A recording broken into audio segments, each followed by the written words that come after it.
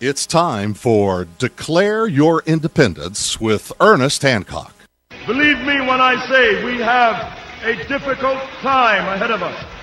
But if we are to be prepared for it, we must first shed our fear of it.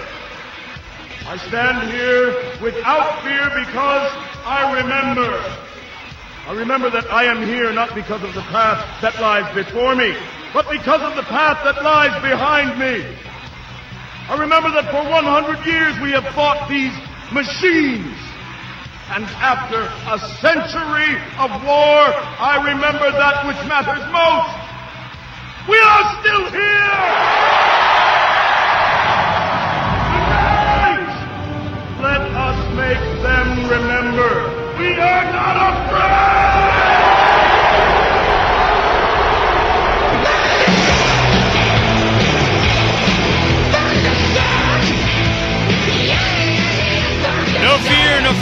No fear here on Declare Your Independence with me, Ernest Hancock. You know, it's going to be a really big shoe today. What we have in studio is Ed Foster, mayor of Quartzite. Now, what a lot of people don't know is that we've been following Quartzite for, like 2 decades. We also have in studio Barry Hess. Now, Barry Hess did some national television yesterday talking about this. So bringing everybody together to talk about it, and I'm going to get you up to speed. Now, Jennifer Jones is her name, right? Jennifer was just on Alex Jones's show this morning. I mean, she just finished it. Now, we've interviewed Jennifer also, and have you go to Freedoms with an S, freedomsphoenix.com. You go to today's archive, and it'll have all the links to all the shows and all the information, the background. And in this first segment, I'm going to go ahead and get you kind of up to speed on what's going on so you understand just how big this story really is. And it's an example of what we're screaming about all the time. I use Quartzite as an example of what you can expect from pretty much any government at any level, no matter how small or how big, because it's such a good example. Let me give you some history, and then we'll get right to Ed and Barry, and we'll get you some... all the law enforcement should be listening to this, okay? We're going to spread it all out on the table. We're going to document it. We're going to put it up on Freedom's Phoenix. I'm going to be expecting some subpoenas and warrants and saying, we want the goodies. And I'm going to go, yes, boss, here it is, okay? Here we go. In the mid-'90s, when I was really a young activist and we're trying to find out what's going on, a lot of the things, we're going to get all conspiratorial on you a little bit so you understand where this is all coming from.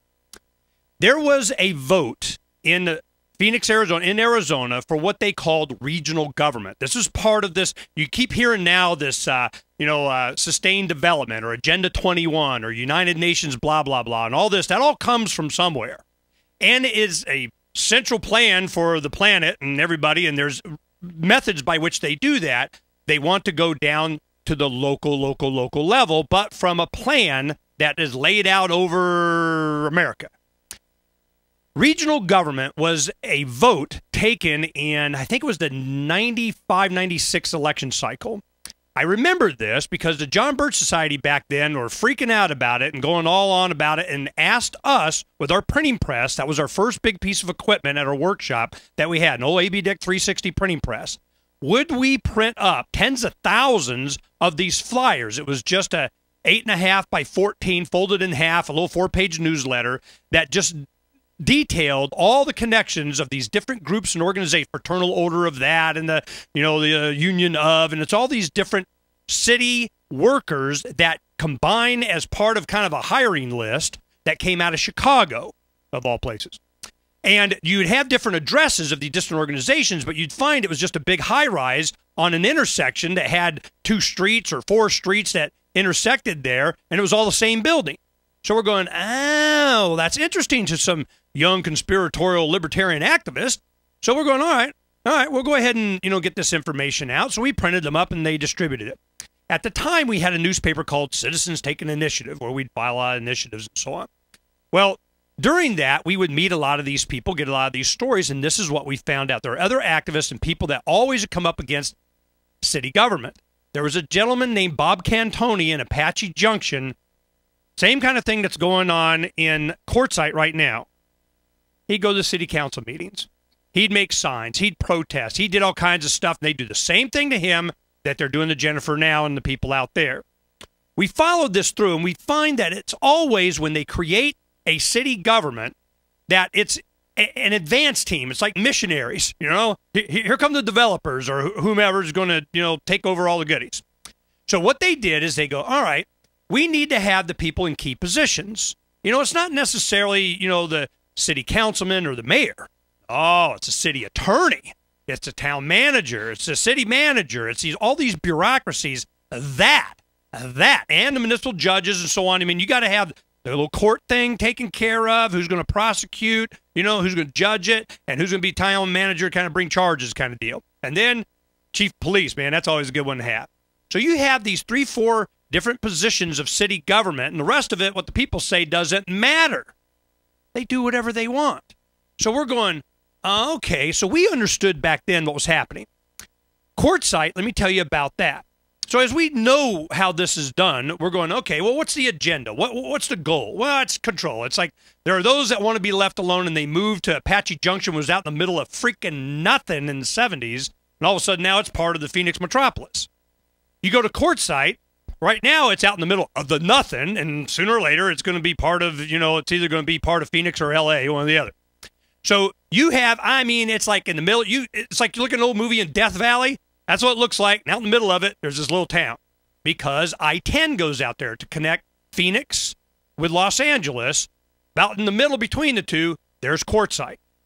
It's so popular for winter visitors because it's warm here in the winter. They bring their RVs, and you'll have over 100,000 RVs out in the middle of the desert on their own, self-contained. So what happens? Well, services start building up around them. Hey, we need a gas station. Yeah, we need a, you know, big, giant, you know, open parking lot. We're going to do a, you know, parking swap. We're going to have all kinds of trade. We're going to have big, giant gem and rock show. It is a party. There in the winter. It's a nice place. We take our families in the 80s. You know, all through the 90s. I've probably been out there half a dozen times and we're with my family. Go out there. It's a big party. But it's senior citizens.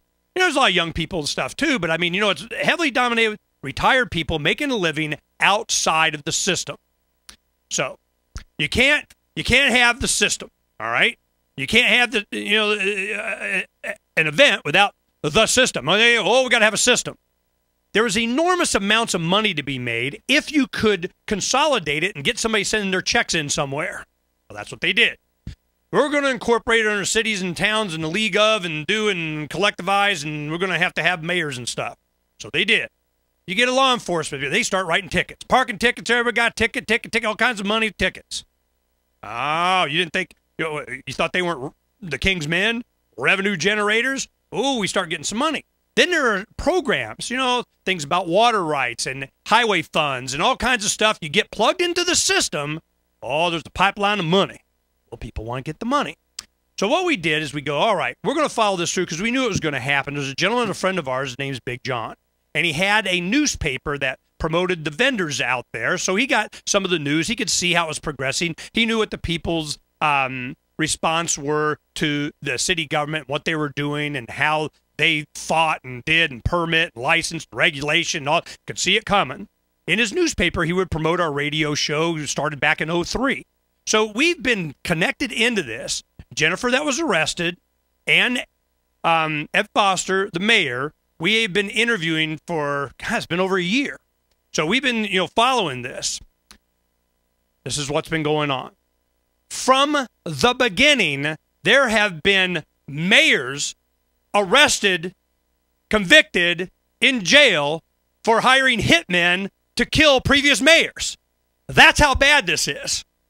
Then, all the people around that mentality of where is the money and how can I get me some?